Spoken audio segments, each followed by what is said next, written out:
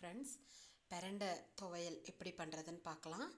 கொஞ்சம் கடாயை ஆன் பண்ணிவிட்டு நல்லெண்ணெய் சேர்த்துக்கங்க. நல்லெண்ணெயில் பண்ணினீங்கன்னா தான் ரொம்ப நல்லாயிருக்கும். எண்ணெய் காஞ்சதுக்கப்புறம் உளுந்து கொஞ்சம் ஒரு 2 ஸ்பூன் கிட்ட போட்டுக்கோங்க. கொரகொரப்பாக நல்லாயிருக்கும் சட்னி அரைக்கும் போது.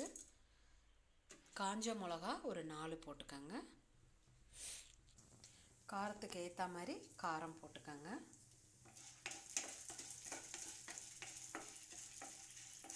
நல்லா செவக்க வறுத்துக்கோங்க.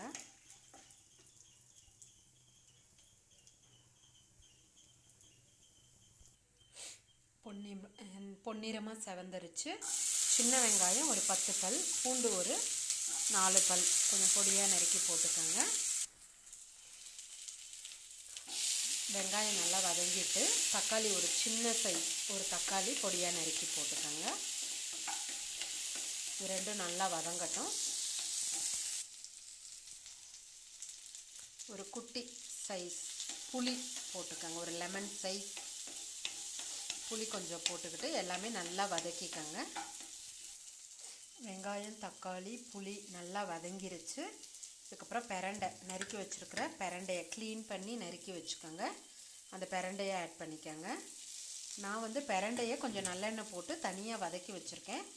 அதை இதில் ஆட் பண்ணிவிட்டு இதை இன்னும் கொஞ்சம் நேரம் நல்லா வதக்கிக்கோங்க. நல்லா வதங்கிருச்சு. இதை ஆறுனதுக்கப்புறம் மிக்ஸி ஜாரில் அரைச்சி எடுத்துக்கணும்.